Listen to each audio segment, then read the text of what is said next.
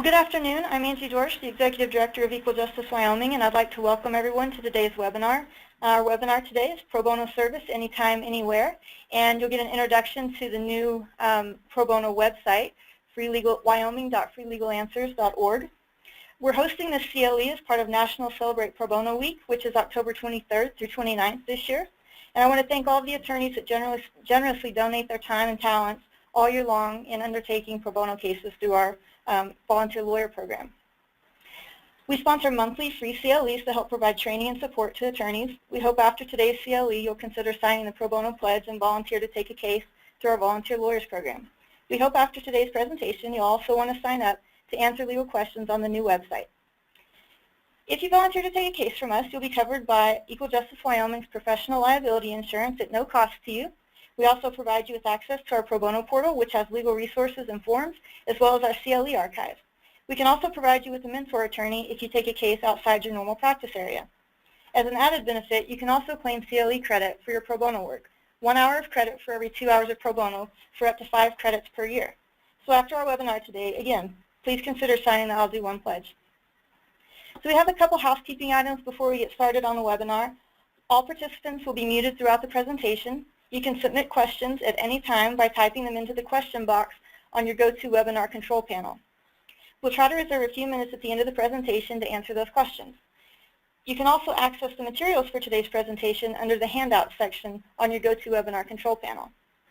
After the webinar today, you'll need to self-report your CLE. You can claim your CLE credit online by logging into your bar page on the State Bar's website. So at this time, I would like to also introduce Liz Hutchinson. Liz joined our office in June of 2016. She's Equal Justice Wyoming's newest staff attorney and the pro bono coordinator for our program.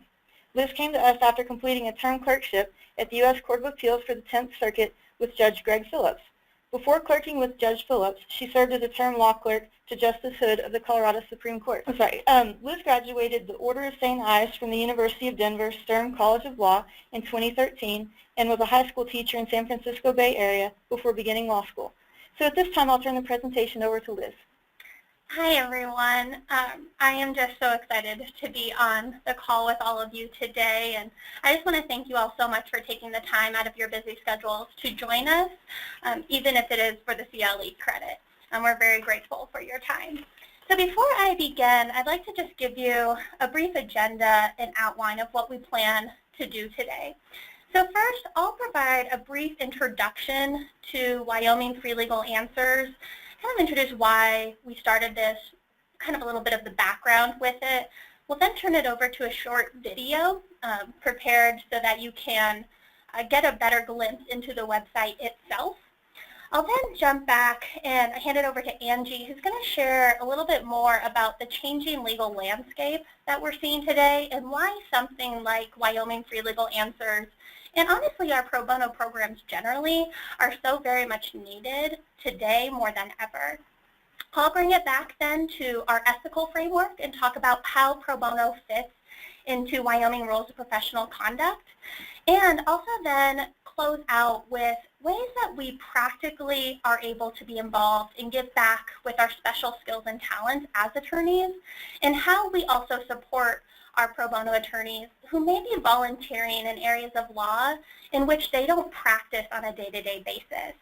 And then as Angie mentioned, we will then reserve time at the end for questions and answers. And because this is a newer model of pro bono, we really invite you to ask as many questions as you want. And if you have follow-up questions after this, I am kind of your go-to person for Wyoming Free Legal Answers, and I'd be happy to have individual one-on-one discussions with you about the platform and any questions that you encounter along the way. So to get us started, why did we need something like Wyoming Free Legal Answers? Well, the truth is that, as Andrew will share in a few minutes, that 80% of civil legal needs in this country for low-income people go unmet. And we are trying to close that gap with as many different programs as we can. So we're now running a volunteer reference attorney program out of Laramie County Courthouse, where people can go into district court the first and third Thursday of every month from 2 to 4 p.m. and sit down with a volunteer attorney to talk about how to move forward as a pro se litigant.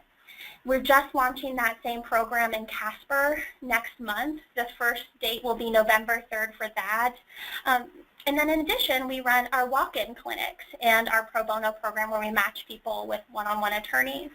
But even with all of that, there are so many residents in the state who are in need of legal advice on a very limited scope basis. They just have a specific question, but they can't access those clinics because perhaps they're in a more rural area, or they could be homebound where they're not able to attend one of our in-person clinics. So Wyoming Free Legal Answers is a way to bridge that gap. It's a new tool that the American Bar Association, in partnership with Tennessee, it actually started in Tennessee, as you'll hear about in the video in a moment. So it started in Tennessee, and then the American Bar Association saw how incredible it was in the states that were duplicating what Tennessee offered, and Wyoming decided to join that movement as well. And it's just creating, again, a new tool and a new outreach method to reach those Wyoming residents who need us, we cannot otherwise place, and in locations where we don't offer legal clinics. So with that, we're going to go ahead and get the video rolling and give us some grace as we get this up and running. Welcome to Free Legal Answers, a project of the American Bar Association Standing Committee on Pro Bono and Public Service. I'm Samantha Sanchez, Director of Training, Compliance, and Technology with the Tennessee Alliance for Legal Services. I'm a member of the team developing this site, and I'm Site Administrator for the state of Tennessee. I'll be providing a brief demonstration of the site for you. Many of you may have heard of the predecessor to this site, www.onlinetennesseejustice.org, OTJ for short. OTJ is a virtual legal advice clinic. The online Tennessee Justice model was so successful that additional states have requested to launch sites of their own. This site that you see here is an upgraded version of Online Tennessee Justice, and the site is available to all 50 states. So they too can host a virtual legal advice website specific to their state. I'll now complete a brief demonstration introducing you to the client and attorney portions of the site. Please be advised that there may be changes as the site developers continue site upgrades. Welcome to the national homepage. When a client finds themselves on this site, they are given the opportunity to select which state they live in. And once they choose their state, they will be directed to that state's site. When I selected Tennessee, an icon of my state and my state's name appeared at the top. Users can be sure they're in the correct state by noticing that either the name or the image tells them they're in the right place. You'll also notice at the top that volunteer attorneys can register for the site here, or they can go ahead and sign in if they have existing accounts. It's the same for users down in the middle. Clients who want to become users of the website can click Get Started, or if they've already had an account, they can click Sign In. Also on this page, we tell clients a little bit about how the site works. That way they'll know what to expect when they get started. So let's get started as if we were a first-time user of the website, or a client who wants to become a site user. To get started, click the big orange button, and it'll tell us a little bit about what happens now. You'll notice in number 2, it says if you already have a court date or other important legal deadline, we can't promise you will have an answer before that day. That's important because we want users to know if something's happening later in the day or maybe tomorrow, they might want to seek other resources. And soon, there'll be a client resource page that each state will populate with legal services and other legal resources in their own state. So when a user is ready, they will click Yes to say that they do want to ask a question. Now they're taken to the new client page. We give them a reminder that our volunteer attorneys will not answer a criminal law question. And then we ask them to register with their information.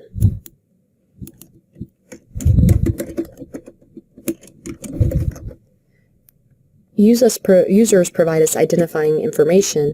That way, in the event that they accidentally cut off, we'll be able to log in and still see that they had started registering, and they'll be able to continue from there.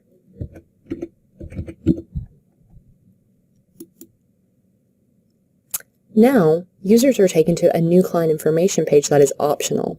This optional page is mentioning that they don't have to respond several times because, although we do ask them to provide us with some demographic information, their answers to these questions do not affect their ability to ask questions on the site.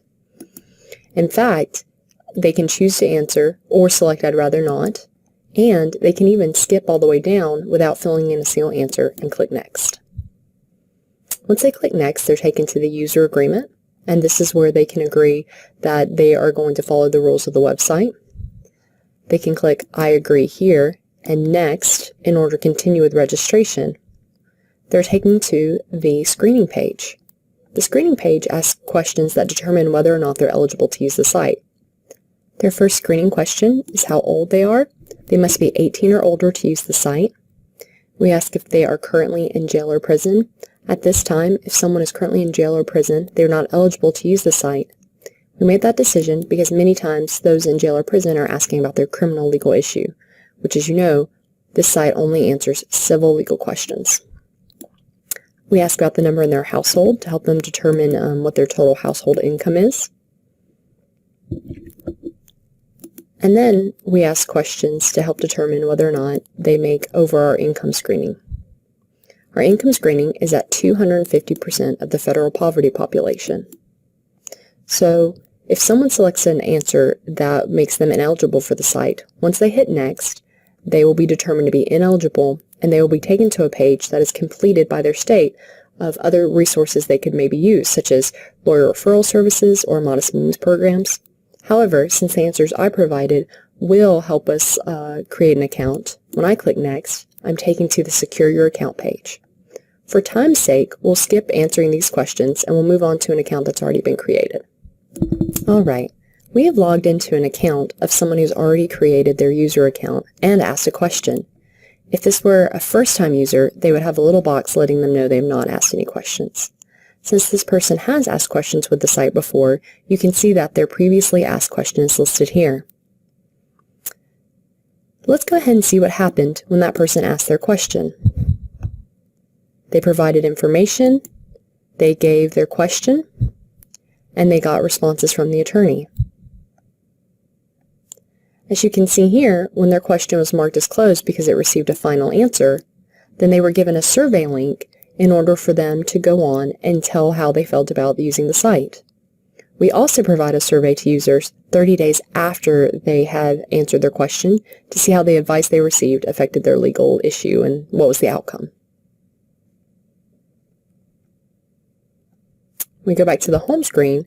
A user is given the opportunity to ask a second legal question or up to 3 questions in a year, and we let them know that each question should be about a different legal issue. So if this person was trying to reach the attorney who'd helped them, they would get a notice here that they are asking a new question to all volunteer attorneys and that this is not just a follow-up. All right, with this person being ready to ask their question, they're taken to the Ask a Question page. Here, they're able to talk about what kind of problem they're having. They're able to give the subject of their question, scroll down and ask their question. They're also given a place where they can enter any upcoming court dates or deadlines, and then tell us what's happening next. There's also a requirement for them to tell us who they're having a conflict with. So as you can see here, if they were getting a divorce, they might list their ex-spouse. We also provide users the opportunity to attach photos or files. That way, if they are asking a question that involves a contract, they could upload the contract and a lawyer could view that. Or if they were talking about car damage, they could upload photos of the damage. It's a way to help the lawyer get as much information as possible. If they decide not to attach photos, they have the ability to go ahead and submit their question or save it as a draft, and perhaps maybe they go and find additional things to add or files to include. For today's demo, we'll hit Submit Your Question, and we'll be taken back to the home page where the user is notified that they have successfully submitted their question, and then we're also letting them know to check their email because they'll receive a notification when they receive a response to their question. All right, now that we've viewed what it looks like when a client asks a question, let's see from the other side what attorneys see when they read the questions. We've returned to the Tennessee homepage. Here, attorneys who want to volunteer with the website can click Volunteer Attorney Registration in order to sign up. They'll be given the opportunity to secure their account, help us protect their information, and then provide us details about who they are.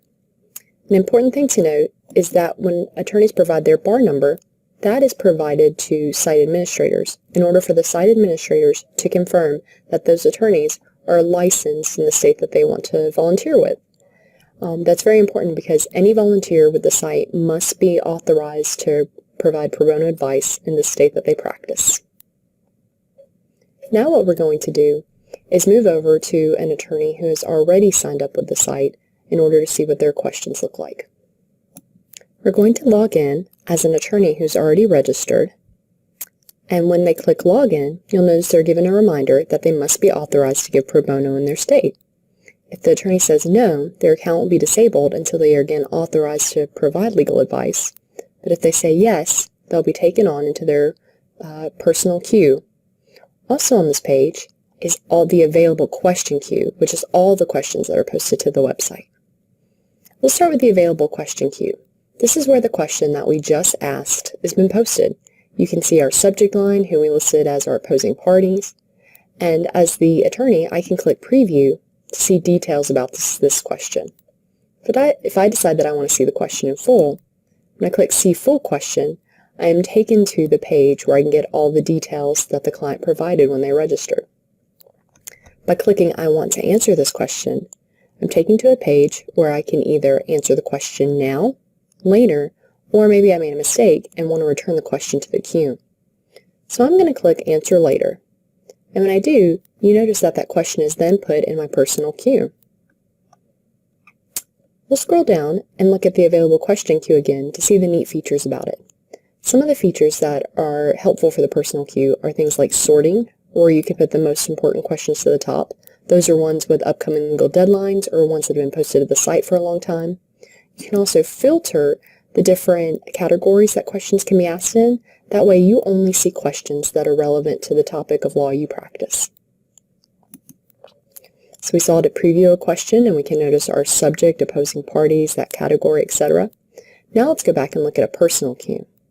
You can see the question we just took has made it to our personal queue. But what happens if we started a draft and didn't submit?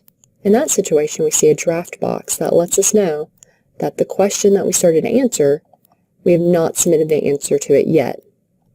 In this case, you can see that the user was someone who posted documents. We can see their rental and agreement lease, and we can also see photos of the mold that they're asking about. When the client is ready to, the attorney is ready to answer a question, they simply scroll down and are able to provide their response here. Attorneys too can upload files or photos, and when they hit submit, questions are submitted to the client, or if they hit save as draft, then their response is saved until they complete it and submit it. They're also still given the opportunity to return this question to the queue up until the point that they answer it. If we go back to our home screen, we can see what happens when a client responds to something that we've posted. In this situation, the client asked about their landlord, and the attorney responded to them. When the client responds back, they are able to provide more details or answer questions directly asked by an attorney. And in that case, the attorney can reply and provide a final response, or ask additional details, or leave the question open.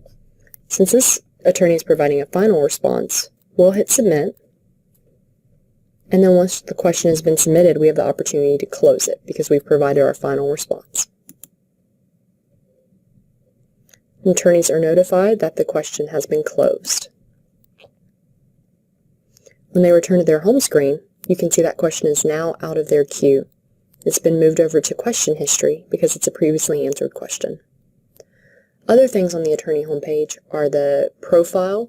That's where attorneys can update their information, like if a phone number changes. FAQ, this is frequently asked questions to help attorneys use the website. Training and resources is where attorneys can find relevant information that they might want to provide clients. So for example, you might provide court forms here or things that would be very helpful for your attorneys to be able to respond. And Log My Hours is where attorneys can document the time that they've spent on the website. But we want to talk a little bit about the changing legal landscape that we're seeing and why we launched the program. So the website is really in response to a major shift in the legal landscape. We see an increasing number of self-represented litigants in our courts. In civil cases, in some of our courts in Wyoming, we have more than 60% of the civil cases with at least one pro se party involved. And so having a pro se party is really not the exception anymore, but it's the norm when more than half of our cases have a self-represented litigant. And this trend, it's not going to change in the near future. Without more resources going into this, we're just going to continue to see more people that are forced to represent themselves. Another issue is just that client demands have changed. The public wants online services. We can see that not just with legal services, but with all kinds of services. People shop online, they bank online, we have telemedicine now. And so the legal profession is also, technology is changing how we have to serve clients. We also have a large rural state, and so this is one way using technology to reach out to the rural areas and still be able to serve everyone. With the number of pro se litigants increasing, this is not usually by choice. National court-based research shows that most self-represented litigants can't afford an attorney. It also shows that only a small number could afford an attorney, but many times they would have to make significant sacrifices in order to do so. So when we think about self-represented litigants, it's not people that think that they can do it themselves better than an attorney, need an attorney. Most of the time, it's just that they don't have a choice and they simply cannot afford the services of one. In looking at the number of people that can't afford an attorney, let's look at the level of poverty in Wyoming. So we have about 11.5% of Wyoming's population that lives at or below 100% of the federal poverty level. So that's about 67,000 individuals. And so the federal poverty level for a single person would be $11,880 per year. So that's not very much money at all. That's severe poverty. And for a family of 4, it would only be $24,000, a little over $24,000. So you can see that those individuals, there's no way that they would be able to afford the services of a lawyer. When we look at low-income individuals, we're looking at 200% of the federal poverty level, and a full 30% of Wyoming's population, about 175,000 individuals, live at or below 200% of federal poverty level. So you can see that even if you're doubling the numbers that I just gave you, that's still very low income, and those individuals are not able to afford the services of an attorney.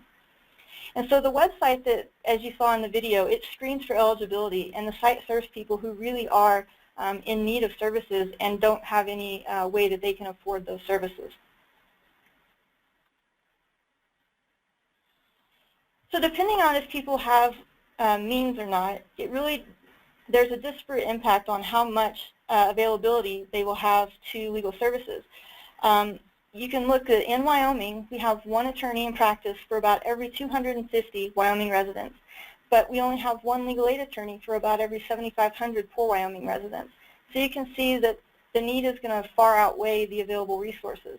So when people are coming to the legal aid programs, they're not always able to get an attorney just because there's not enough attorneys to go around.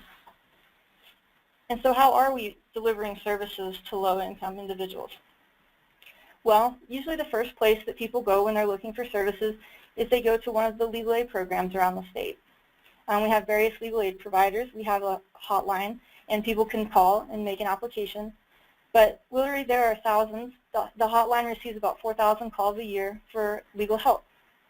So we're not able to serve everybody that goes to the legal aid programs. As Liz said, the legal aid programs are only able to assist about 20% of the needs of the low income. And so if they're not able to get a legal aid attorney, then the next place that usually they try is a pro bono attorney. And pro bono attorneys are a very important part of access to justice and the delivery of services to low-income individuals. And so we rely a lot on pro bono attorneys.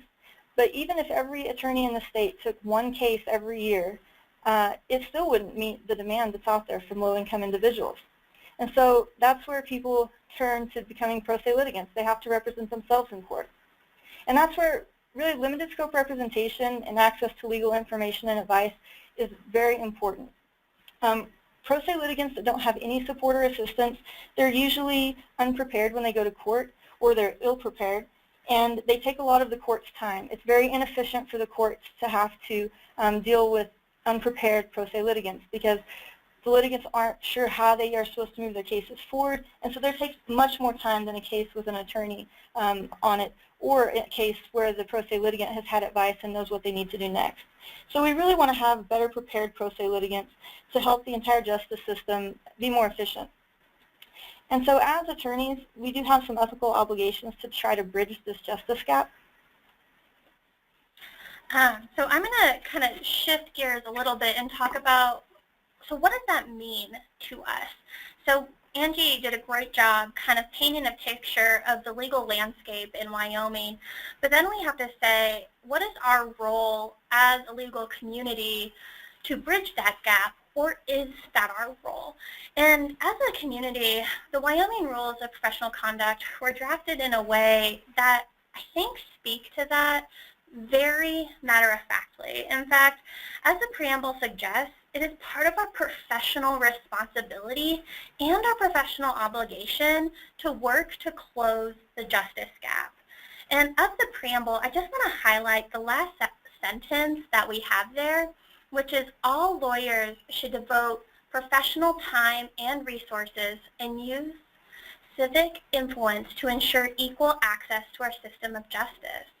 This is something that we are all called to do as part of our profession as lawyers. We have a very special skill set that most people will never have access to, and it's our job to help other people get that access.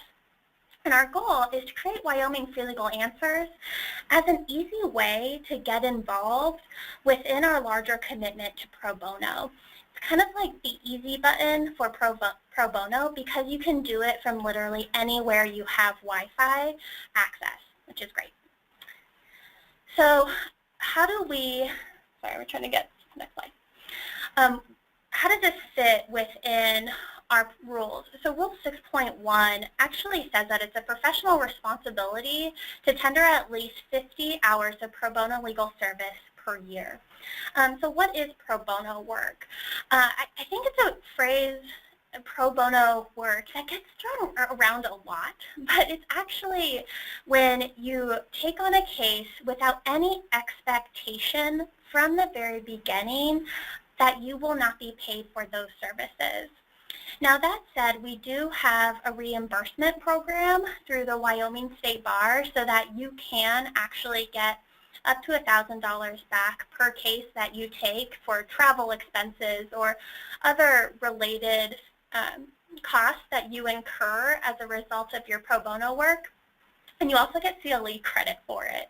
So you do get rewarded as a result of it, but the truth is that you can't, it's not just those cases where you take and your client doesn't pay us for the work, right? Uncollected bills aren't pro bono. It's when you go in with the expectation from day one that you are giving back with your professional skills. And I think that also goes into, yeah, we can provide additional services to other civic and charitable organizations, but I do believe that lawyers have a really unique skill set, and while our involvement in outside charitable organizations is crucial and important and something that I personally do as well, I also take it to heart that I do have a special skill in training that I'm able to provide that an average layperson cannot. And that's why I think pro bono and work is so important as we think about our ways that we're involved with the community. And one more. And I think that along with that, it's our job to participate in improving the law and getting involved in ways that we can affect change on an institutional level as well. Because we can do a lot of work to keep trying to bridge this gap, but until we also make institutional changes, we're not going to see things shift in any way. An alternative is also always to donate our resources as well. So Angie already mentioned this idea of limited scope representation. So limited scope representation is where you're helping with a specific aspect of a case. And I'll tell you, as the pro bono coordinator, I place a lot of cases in this format because someone gets a pro se packet and it's intimidating. Even we do our best to make it straightforward, but the law is a special language and legalese is a real thing. And it's intimidating for people to even sometimes open that package or that for the first time. So limited scope is a way to say I can help with a specific aspect of a case. And I think as this continues to be something that we recognize as attorneys and the general public recognize, we'll see this happen more and more in our profession. So I think part of it is also that we do need to make sure that there is the client,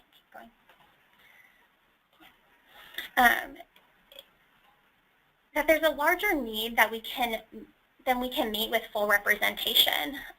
There's never going to be, like Angie said, one attorney for each person. So being able to break up cases and help with specific aspects is awesome. I've seen clients help complete this, or attorneys help clients complete the pro se packets, file for bankruptcy, etc.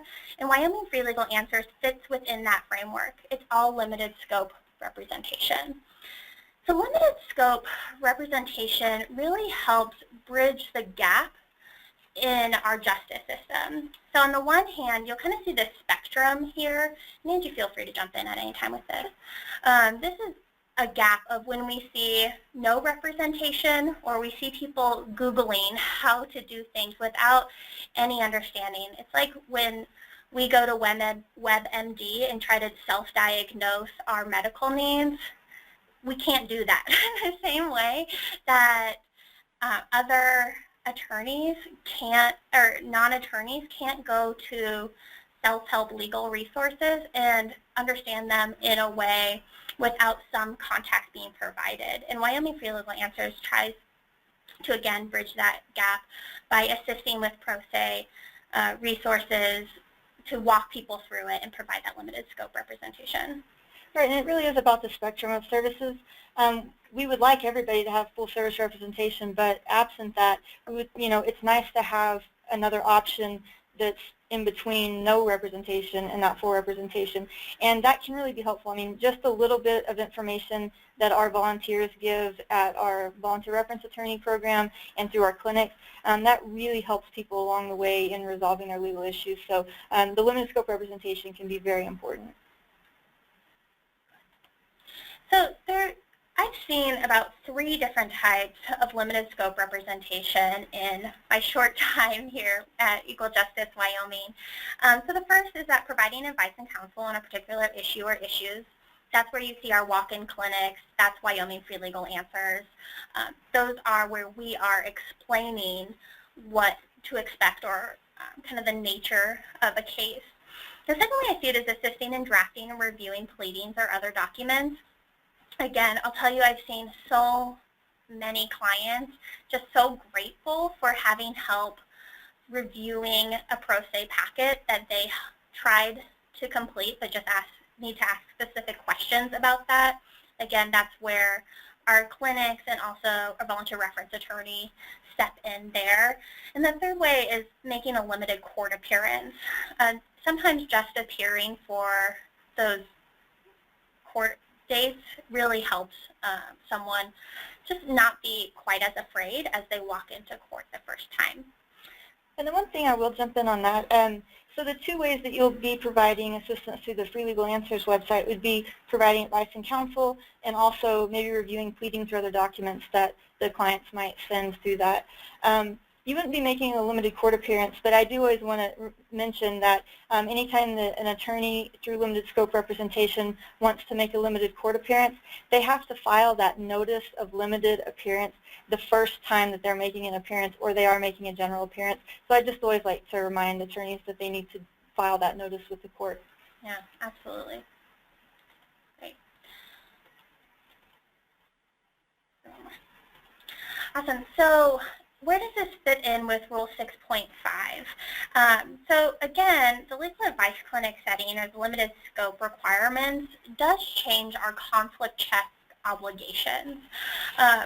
We can only not take one of those cases if a conflict is known. It's not the same as when you have to do a full-blown conflict check when you are taking on a full representation case. But that said, we do have to obtain informed consent before we do engage in limited scope representation. We want to make sure that the client understands that there is no expectation of long-term representation coming from the limited interaction that they get from Wyoming Free Legal Answers or from our clinics as well. We do have people sign the consent form at every clinic that we do. And as you saw in the video, Wyoming Free Legal Answers actually has that consent built in to its the client sign-up process with that. So for all intents and purposes, Wyoming Free Legal Answers is a virtual model of our walk-in advice clinic for purposes of Rule 6.5. The other nice thing about it is that your name as the attorney remains confidential. So you're not going to see clients following up with you or shooting you emails based on that. It's all done in a website where your contact information remains confidential. So with that, we're going to go back to a little bit more practical things in terms of barriers to accessing legal help and how this helps fill that gap. And before we move on to that, I would mention one other thing, that when we're looking at this, because they taking the Tennessee website and rolling it out to other states, including Wyoming, this has gone through a lot of committees at the ABA, looking at all the ethics and rules of it, and they have all decided that they're very comfortable that the Free Legal Answers website should be treated really as a virtual clinic, and lots of very knowledgeable people have looked at that. And so, that's how we treat it. That's how it's treated. If you came to one of our in-person clinics, you could just sit down and start, and unless you have a conflict with somebody, you can go ahead and provide that advice. So that's a nice thing about it. So again, the reasons that the website is so important, and the reason that we're talking about the ethics of trying to bridge the gap, there's a lot of barriers that we face, especially in Wyoming. We have a large rural state. There's a lot of services and a lot of help that might be available in large cities that we don't have here. Everything from child care to transportation. So especially for low-income individuals, there are limited options for in-person free legal advice for that population, especially in rural areas. We have regular clinics in some places like Cheyenne, but it's a lot more limited when you get out to the really rural areas of our state. And so we also have a lot of low-income individuals. They have limited access to transportation and child care, but a lot of them do have access to the internet. One thing we do know is that most people in Wyoming, even low-income, they have some form of access to the internet, whether that's on a phone, whether that's at a public library. Most people can access the internet and be able to get information and resources there. And that's a good thing, because it really can be difficult, too, for low-wage workers to take off work without having some adverse consequences. So it might be really difficult for somebody who has a minimum wage job to take off work to go meet with an attorney or to come to a clinic in person, because any time that they're taking off, they're not getting paid, and they may also risk losing their job if they do take time off with jobs like that. So those are some of the barriers that we see to people being able to access legal services. And so really this website helps to bring that nonprofit legal advice clinic model online through this technology. So again, this kind of breaks down those barriers because it's available to low-income eligible persons regardless how far they might be from a legal advice clinic or from a legal aid office. And they can submit questions anytime from anywhere as long as they have an internet connection. So if they have to work a 12-hour shift, they could still, ask a question at 10 o'clock at night. And there's no time off that they need, no travel time to meet with an attorney face-to-face. So that all those things help to break down those barriers to getting the legal help that they need. If I could jump in there as well, one thing that I've noticed thus far, you know, Wyoming Free Legal Answers has been up and running, and I screen all the questions that come in and the responses. And one thing I've noticed as well that's happening is clients are coming in and actually asking follow-up questions from the time that they've met with a volunteer reference attorney or called the legal aid hotline. So say, for example, I had a client who asked a question recently who came to our volunteer reference attorney to kind of walk through the pro se packet, kind of took the advice that they received from that volunteer reference attorney, took it back, worked on the packets more, and then had another question. But the next volunteer reference attorney wasn't going to take place for another 2 weeks, and we didn't have a clinic in the interim. So this client, for whom legal aid had a conflict, so they weren't able to help with the hotline, was able to go on to Wyoming Free Legal Answers and ask a question that they had, and an attorney immediately jumped on and answered that question. So the client was able to file their pro se packet within their deadline. It's really helping to fill those everyday gaps when clinics can't happen every day. That's not practical either. So again, it's not just it is serving people in rural areas, but it's also, again, helping to fill the gap where we would see with full representation when they could pick up a phone and call their attorney. And instead they pick up Wyoming Free Legal Answers and it works the same. And so it's not just convenient for the clients, but as Liz mentioned, I mean, this is a really convenient way for attorneys, too, to get involved. You know, there's been some states and some programs that they call it pro bono in your PJs because you can do it really anytime, anywhere. So it's a convenient way to do it. You can provide it anywhere you have an internet connection. And the other thing is you get to choose the questions you want to answer. You're not under an obligation to answer any certain specific question.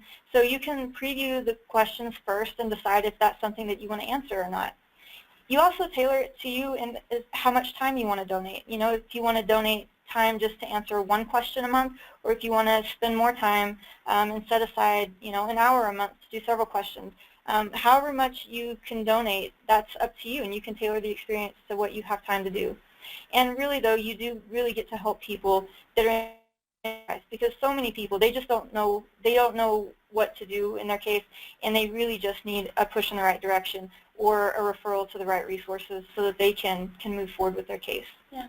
One thing I'll add too, a couple of the attorneys who thus far have been volunteering are those who are in-house counsel. We've seen a lot of in-house counsels jump in and step up with Wyoming Free Legal Answers because it's a platform in which they're able to do pro bono work, and our Wyoming licensed lawyers who live out of state. Perhaps they lived in Wyoming and then you know, they moved out of state. They're able to still give back to Wyoming by servicing our clients with Wyoming Free Legal Answers. So it's a great way to stay involved no matter where you are in your practice and no matter where you are in physical location. Right. So then we want to talk about some of the ways that we can provide support or some of the support that you'll have in volunteering. As we said earlier, malpractice coverage is provided for any pro bono work that you do through Equal Justice Wyoming. As long as you formally take the work through us, you'll always be covered by our malpractice insurance. We also have an online pro bono portal. It has forms, outlines, CLE archives, and we'll take a look at that and actually show you that portal here in a few minutes. But it's a good resource. So if you have cases or if you take questions on the Free Legal Answers website in an area that you're not familiar with, you will have access to those resources because these are password protected. This is a password protected portal, but we give access to all of our pro bono attorneys. We also can provide you with a mentor attorney if you want to take cases or answer questions outside of your practice area. We have several mentor attorneys that are signed up in all different areas of law. Again, Liz mentioned earlier, if you actually take a full representation pro bono case, the Wyoming State Bar has a fund that they can provide assistance in reimbursing out-of-cost expenses for pro bono cases. And then, as we mentioned earlier, too, you also get CLE credit for pro bono work that you perform. So the pro bono portal has information and forms on various substantive areas of law. We have a litigation toolkit, a limited scope toolkit, and then we also have our recorded CLE webinars that are online. So every webinar that we do, all of our free monthly CLEs, they go onto our pro bono portal. So let's take a minute, and Liz and I will just show you a little bit about, we'll take you through the portal for a minute.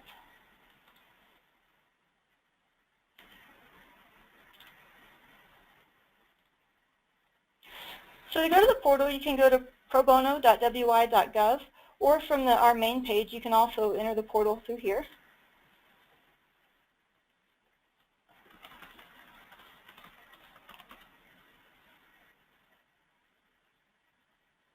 So once you log into the portal, which we'll set you up with access to if you sign up for our programs, you'll come here and you'll see the various resources that we have.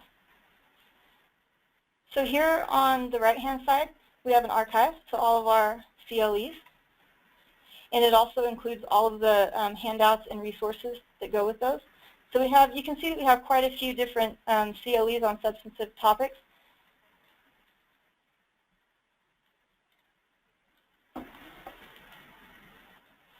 Going back to the main page, we also have a that I mentioned. These don't have a lot, but they have a few things that if you're actually taking a case, you might find helpful if you were going into court. Things like just having a quick reference on hearsay objections and what the hearsay exceptions are. So just a couple examples of things that we have in there. We also have a limited scope toolkit. You'll see that we have CLE materials and also a limited scope packet that we worked with the Wyoming State Bar to put together. And we also have individual sample forms if you are ever wanting to handle a case on a limited scope basis.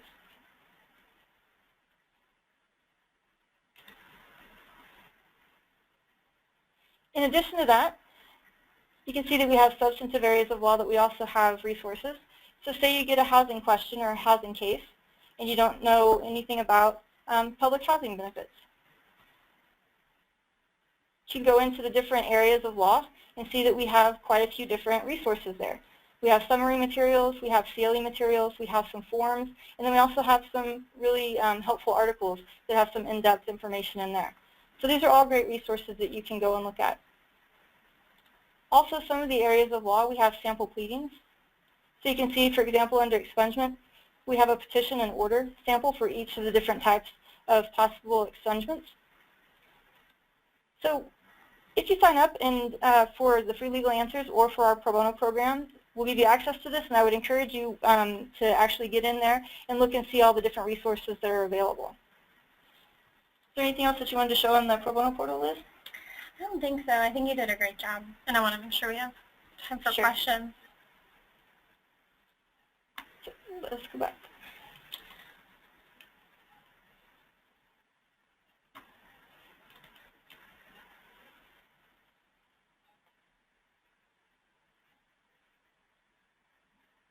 Okay, so if you are interested or you're intrigued, no matter where you fall on that spectrum, if you're ready to sign up as a volunteer for Wyoming Free Legal Answers, or you want to ask some more questions before you do so, that's my personal email address, lhutchinson@courts.state.wy.us, and I'd be happy to field those questions for you. You're also welcome to register as a volunteer attorney at wyoming.freelegalanswers.org in order to create an account. That's also, as you create that account, that's when you have access to our pro bono portal, and I've had a lot of attorneys just grateful for that. It makes doing pro bono work a lot easier, especially when they're taking a case out of their practice area, especially in areas like domestic violence work, where someone may have no experience with that in the past with a paying client. So at this time, we can open it up for any questions. Yeah, so feel free to ask any questions. When we did this presentation at the annual conference for the Wyoming State Bar, we actually had quite a few questions. So feel free to ask anything at all, any questions at all. And so Liz, while we're waiting to see if there's some questions, do you want to talk about any of the other pro bono events that are going on during Pro Bono Week? Sure. So Pro Bono Week, we're kicking it off with the CLE today, but our first formal event will be on Monday when Governor Matt Mead is actually signing a proclamation to declare the week as Pro Bono Week for the entire state. So that happens at 11:30 on Monday, October 24th. Following that, on Tuesday, October 25th, we will also we're running a legal resource fair here in Cheyenne from 5 to 8 p.m. We're doing presentations on various legal topics. We have booths with about, I think, a dozen or so service providers in the area. And then we're also running an advice clinic that evening.